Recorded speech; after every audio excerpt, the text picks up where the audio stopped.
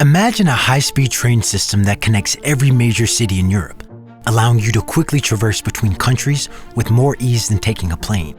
Well, this is the plan that rail industry leaders in Europe are currently trying to bring to life. In June of 2022, leaders met in Lyon, France to establish a plan that will double European high-speed rail use by 2030 and triple that number by the year 2050. Rail travel has many advantages over air travel. For one, trains have the advantage of taking you directly to city centers, which is where most people want to go when they travel. You can avoid having to go long, expensive distances outside of the city to reach the airport, which is a huge problem in many European cities, and you get to avoid those annoying security lines. According to European statistics, 17 of the 20 busiest European air routes cover a distance of less than 434 miles, something that could easily be solved by more city center to city center trains that offer cleaner, faster, and more sustainable travel. But this can only happen if the right infrastructure exists. While Europe already has thousands of miles of rails, an international network rail project of this size will require a collaborative effort of money, contracts, and regulations between countries, as well as a huge expansion of current infrastructure. Some high-speed lines such as Paris to Lyon, Berlin to Munich, Milan to Rome, and Barcelona to Madrid are already success stories for the possibilities of the project. But there are others like the Paris to London via the Channel Tunnel and Paris, Brussels, Amsterdam, Cologne line that are not as successful as they should be in converting travelers away from air travel. So a group of European organizations representing non-state-owned railways have united together to study and highlight the benefits and possibilities of a rail connecting European major cities and capitals. The most important thing is that the group is going to figure out how to pay for tens of thousands of miles of new lines and how the rail network can help the EU achieve its Green Deal goal of carbon neutrality by the year 2050. The new rails and lines will need to be strategically planned, and this is where the biggest fights are sure to happen. How will countries reach an agreement on what routes and lines to prioritize and fund, and which ones to ignore? Especially with so much on the line for the future, the building of a rail network like this is sure to have a huge amount of influence over Europe's future over the coming centuries. So naturally, countries will want to fight for their own interests. Countries like Italy, Spain, and France have already built high-speed lines connecting their biggest cities, and have construction in progress and even more already planned for the future. France has already invested and built international routes connecting it with its neighbors, Belgium, Germany, Spain, and the UK, and its currently under construction Lyon to Turin line, which we'll touch on a bit later.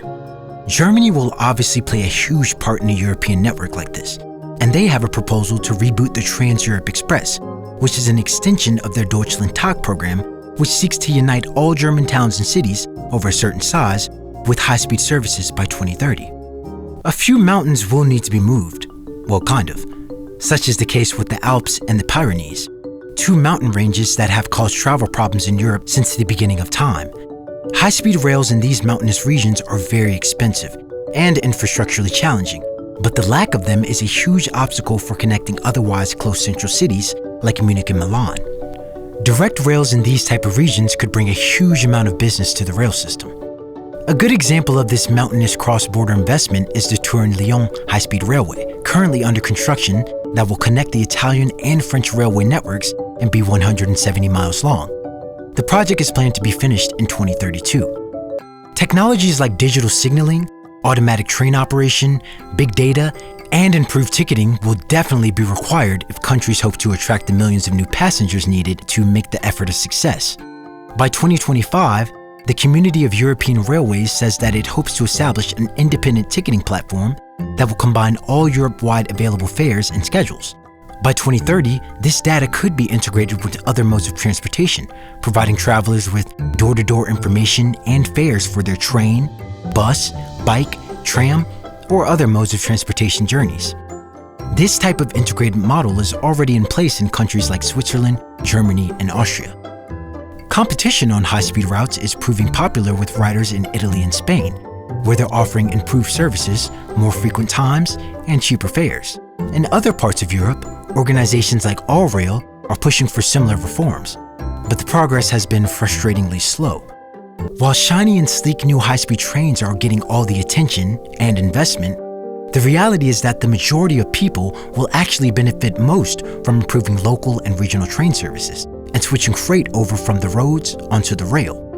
For example, Trenitalia in Italy has announced a number of low-cost, high-speed routes in recent years, such as lines from Milan to Paris.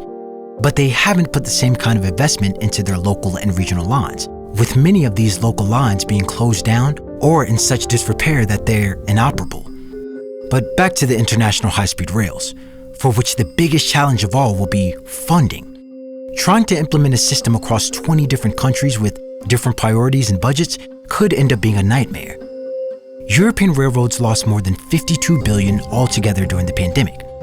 Only about 1/5 of that enormous gap has been filled by compensation from the EU and national governments up to this point. The estimated 20% decrease in normal commuter traffic, which has long been the foundation of railway revenue, has been a huge worry.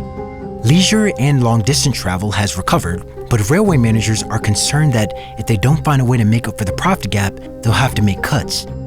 With a project of this magnitude, even if everything goes according to plan, it will take many years to complete the necessary work due to the sheer magnitude of the proposals. In many cases, especially in Eastern and Central Europe, financial support from emissions trading and the EU will be needed. However, it remains to be seen whether the European Union can follow China's lead and construct a hugely ambitious network of high-speed railways in such a short amount of time. Thanks for watching. Make sure you like this video, and if you'd like to see more videos like this, make sure to subscribe. We'll see you next time here on Mythical Modern.